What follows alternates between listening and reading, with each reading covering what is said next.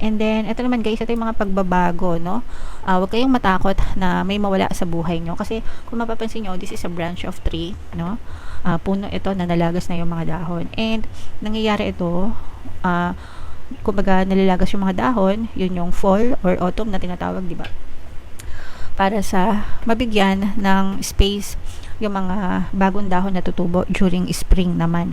So, ganun din sa buhay natin mga kapiksino, may mga tao, bagay, sitwasyon na aalisin sa universe.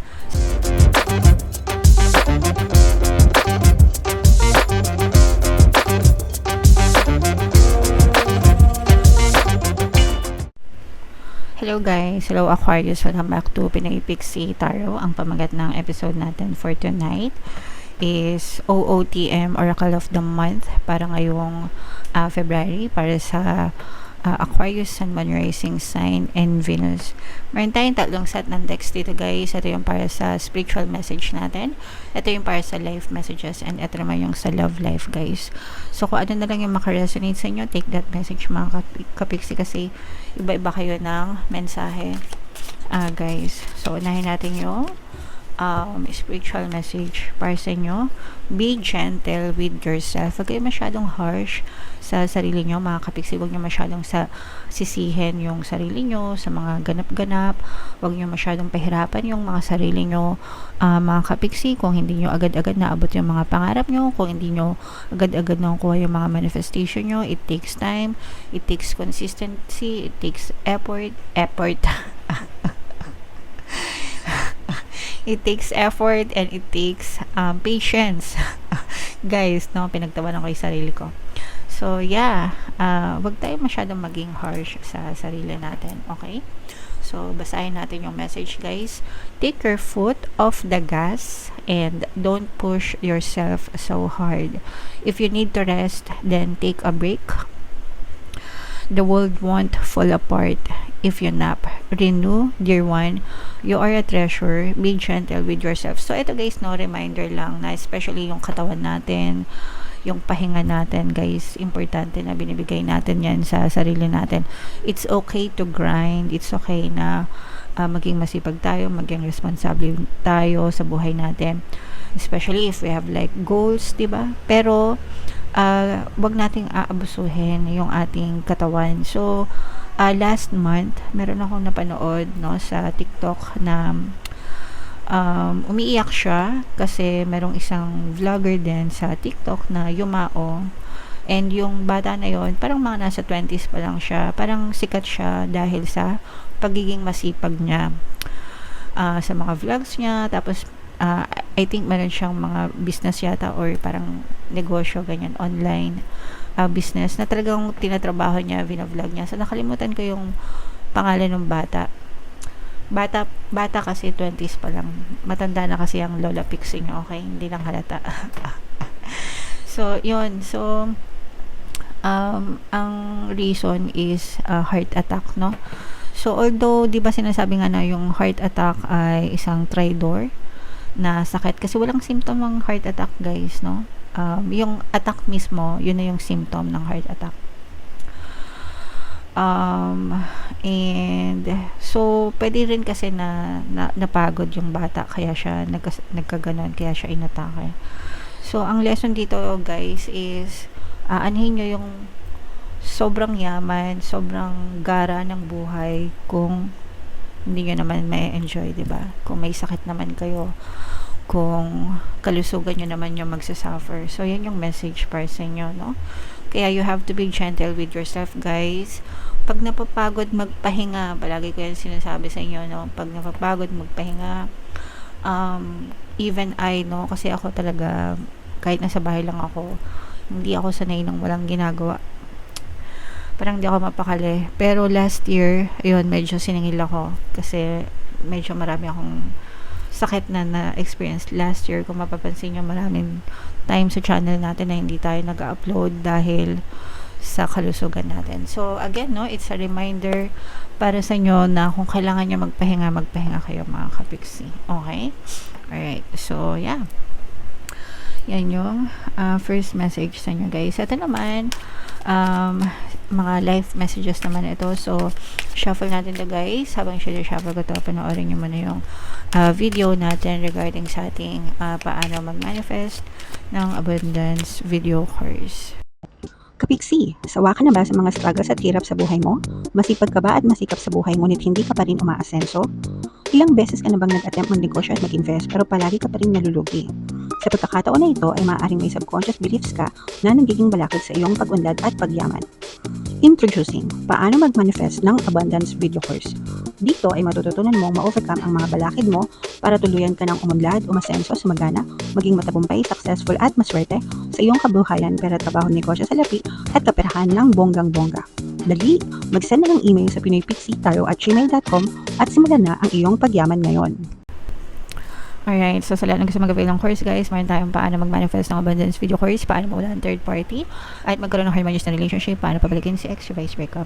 Sa mga interesado guys, mag-send lang kayo ng email sa pinoypixie@gmail.com. And sa mga naghahanap ng pampaswerte guys, sa Venturing tsaka sa Train, may makita kayong link sa description box. So ito na yung live messages para sa inyo guys, meron tayong building blocks at tsaka regeneration. So ito guys, ibig sabihin ito, unti-unti, no? Yung pagbibuild natin, pagtatayo natin ng matibay na pundasyon sa buhay natin, mga kapiksi, kung gusto nating sumakses, sumagana, umasenso, umunlad ang buhay natin. May proseso yan, may panahon yan, it takes effort, no?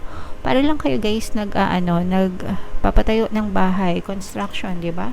So pag nagpagawa kayo ng bahay, syempre kailangan ng plano, kailangan ng pondo, pinaghahandaan, pinag-iisipan. Kapag kahanda na, syempre kukuha kayo ng mga tao, di ba? Mga tao, tapos sisimula na yung construction, mga kapiksi, and depende sa laki ng ipapagawa mo, kung malaki, kung maliit or malaki, di ba? Meron din yung completion time na tinatawag, mga kapiksi, hanggang sa tuluyan ng maitayo yung pinapagawa mong bahay. So ganun din sa buhay natin, depende kung gaano kataas ng pangarap natin, kung gaano kalaki ng pangarap natin, kung simple, kung payak, kung magara, no, kung magarbo, mga kapiksi. And parang yung buhay natin parang bahay din, pwedeng i-renovate guys, di ba?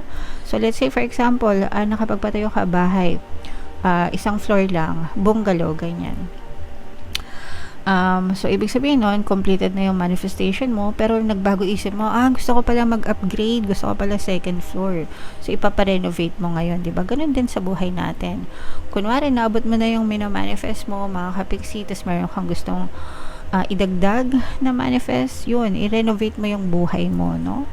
But it takes time, may proseso, it takes time, it takes effort. So, wag kayo magmadali, mga kapiksi. Lahat may oras, lahat may tamang pagkakataon. Ang importante is consistent kayo. Again guys, no? Ito yung palagi ko sinasabi. Dalawa lang yung role ko sa buhay.